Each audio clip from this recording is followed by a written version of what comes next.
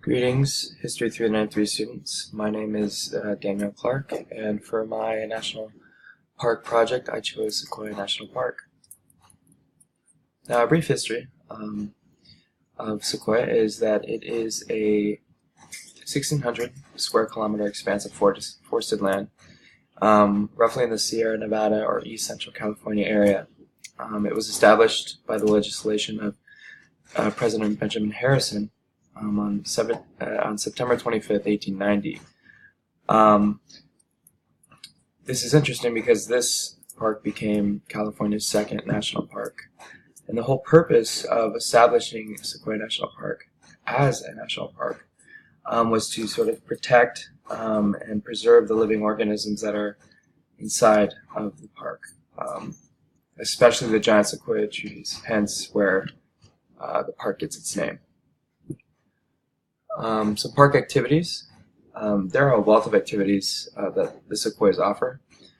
The picture on my left is of families and like kayaking, canoeing, swimming, lounging, hanging out. And this is at Sequoia is one of their most popular lakes, Hume Lake. It's a man-made lake at the base. So if you were to see the rest of this picture on the right side, it's a Christian camp that's there. It's pretty cool. And so yeah, loads of families come every year. I know my family goes. So there's loads of stuff to do out here. They've got a little Shake Shack over here. They've got other things. They've got rocks you could jump off in the corner over there. Things like that. And on the right is a Morro Rock. So for those of you who like to hike or enjoy hiking, Morro Rock is a fine and majestic hike. I think it's roughly 350 steps up to that rock. Pretty steep, but the cool thing is when you get to the top, you could just chill at the top of the rock and overlook the broad expanse of the forested land. It's beautiful. It's one of my favorite things to do when I'm up there. So Sequoia National Park's claim to fame. The General Sherman Sequoia tree.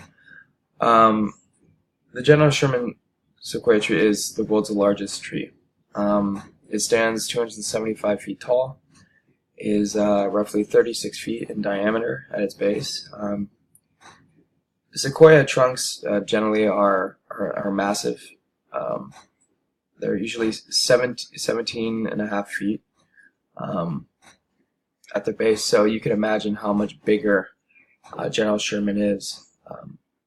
And so loads of people come out every year just to check out this natural monster. And it is said to have been between 2,300 and 2,700 years old.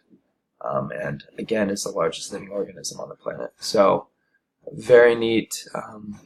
It's definitely a humbling experience to stand next to such a massive tree, a massive organism. It's humbling indeed. So I recommend that if you're in the area, if you're headed up there, to check that out for sure. Some basic wildlife and people of interest. To the left is a American black bear. I'm going to be honest, I always see these bears. Almost every year I see one. Usually digging through trash or, I don't know, digging through something, making noises, but they're generally, they're harmless. They're not as aggressive as grizzlies are, but pretty cool to see. And off to the right is Walter Fry. He was a logger who spent 5 days with his 5-man crew trying to cut down a single sequoia. Once it was down, he tried to calculate the age of the tree by counting the rings. And the answer that it had been thousands of years old sort of shocked him into a new career as Sequoia's first naturalist. And so he's been given the name as the ambassador of nature, and is one of Sequoia National Park's most treasured persons. And sort of my concluding thoughts. I chose Sequoia National Park because I go up there every year with my family.